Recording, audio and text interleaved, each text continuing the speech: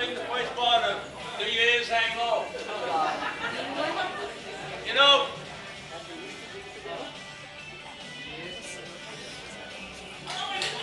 one day, after a date with my wife, I decided to come to Mass. Charlie, get over the music. Decided to come to Mass at St. Francis Richards. Wait. Hey, these are old people. They can't hear it. Amen. Amen. A lot of old people. There's a old one in here. A lot of old Hey, people. there's some old people here. Put your hearing aids on. Hey, Tim, you got that? You want to send it? What?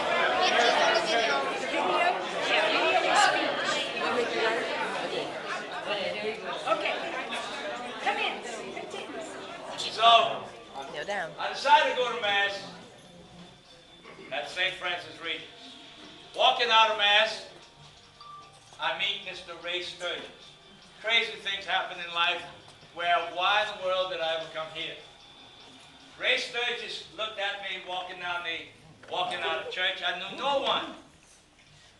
And he said, "Who are you, boy?" And I said, "I'm Iggie Castile." And he said, "What do you do?" He knew my brothers who were coaches. And I said, "I just got out of college. Taught school in Broad Springs." I said, "But I want to come and coach basketball." And we talked a little bit. He said, "Come Monday, and I'll give you a job." I said amen. Needless to say how much I adore Mr. Sturgis. He did a lot for me. But I saw a guy at the funeral the other day that was he told me I was a rookie. And I said, "Why are you not dressed out?" I was teaching PE and I was 24. He said, "I don't feel like running track. I don't feel like going to PE today." And I said, "What do you mean, sir?" And I slapped him. And he said, "I'm going to tell Mr. Sturgis." And Mr. Raymond Laverne, who became the principal later, said, "Cass, maybe you ought to follow him." So I did. I get into the upstairs part of where the principal's office was, and I walked in. Mr. Sturgis had that boy in a full Nelson. I said, "What you did?" I think he was in my class. Yeah. I said, "What you did, son?" He said, "Well, I didn't want to go out for PE." He said, "If it had been me coaching, I'd have pinched your head off." So anyway, everything went good, but I saw him at the funeral that kid the other day. But let me tell you what y'all did for me. Wait, who was the kid? Don't mention me. He's an old man right now. He's not here. Or maybe he's He here. wasn't invited. Anyway, coming to Arnaudville was kind of like the best thing that ever happened.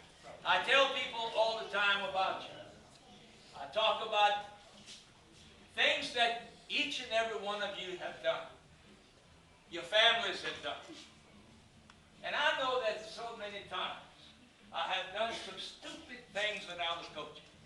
I made some of you feel so bad because I wanted to be a strict disciplinarian, and sometimes I didn't act with my heart. And I did things that I want to come back to you today and say, "God, I wish I wouldn't have done that. I wish I wouldn't have told you the stupid stuff that I told you. I wish that I wouldn't have made you feel so bad." I had the ability to kind of, pow, get you in the gut and go, "Why you told me that, coach?" You know, I've said things, and I've said things in the classroom that I regret because some things were best not said. But I tell people about you because you have made my life so good. And I'm not bragging about being a drunk, but I got here and I was a drunk. And I lived here 25 years. And the good thing about being drunk, the good thing is he's kind of fun to be around.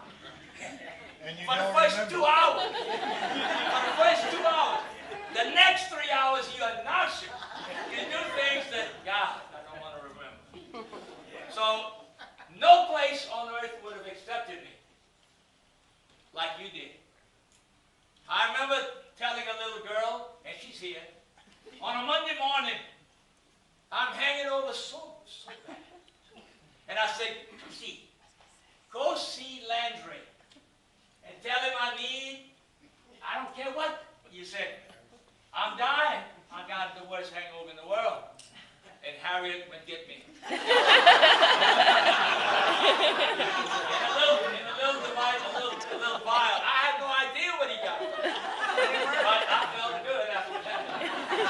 I'm sure it was more alcohol. But anyway.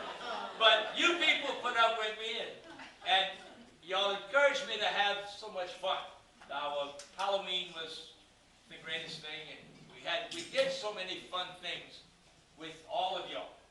And nobody, I think the good thing was, everybody knew that on Sundays when I barbecued and drank Budweiser and Falstaff and all that, when I drank, you invited to stop in the yard.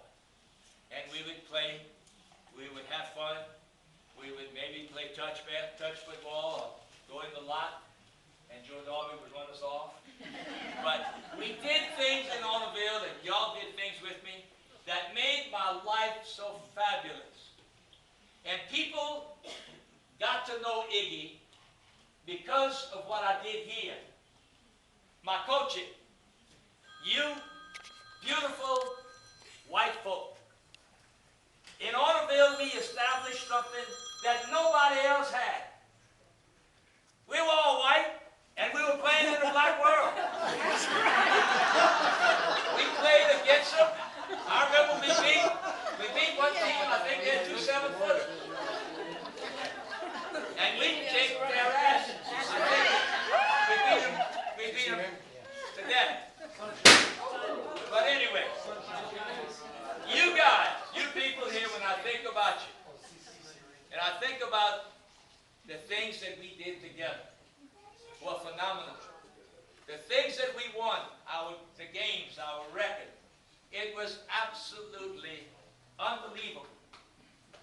But what was also beautiful, if you came to our basketball games, our basketball teams are pretty good. But if you saw our women, if you saw us dressed in our cheerleading uniform, they were kind of pretty. But our pep squad, everybody in school was in the pep squad. Everybody. If you were a girl and you were not the pep squad, you had to be sick. I mean, you had to have something wrong. Everybody. I think we had 73 people in the pep squad. I mean, we filled up the stage. It was fabulous. Arnaudville, our basketball, cross-country stuff we did, my classroom time, the happenings we did. It was just one great thing after another. And I got a job selling because they saw what I sold to y'all.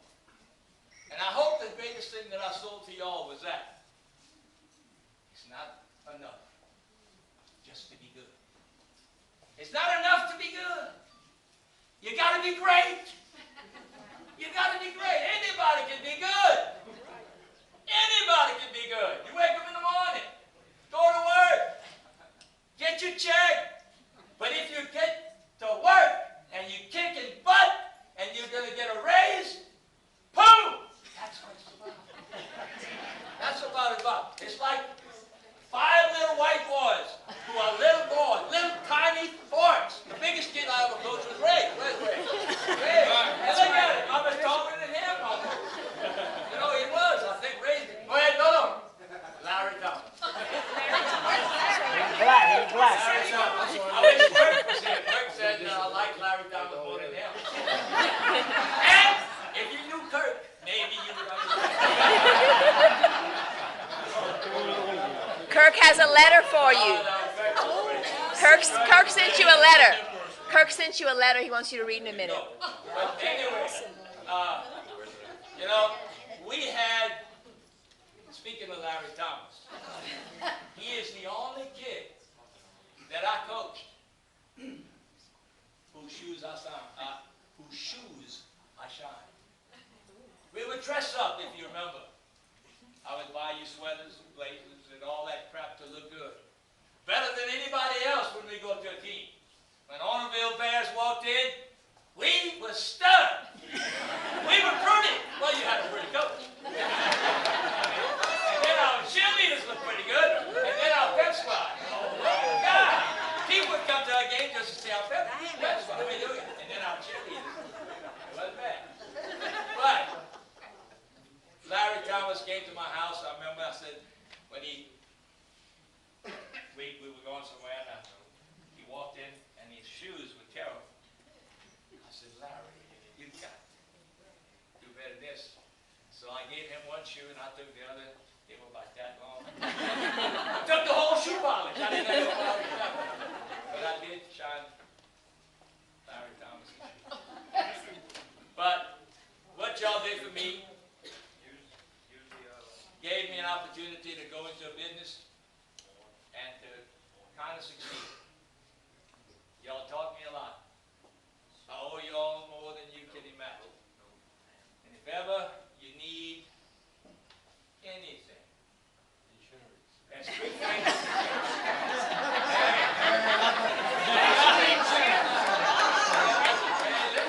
I'm good at that too. Especially insurance, if you need. But the thing about State Farm, we kind of pick. If you can't get with me, maybe you can get with Errol.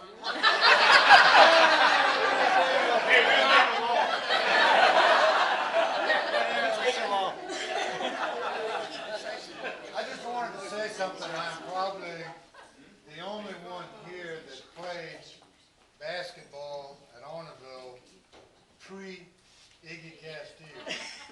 Anybody else? No, you're the only one.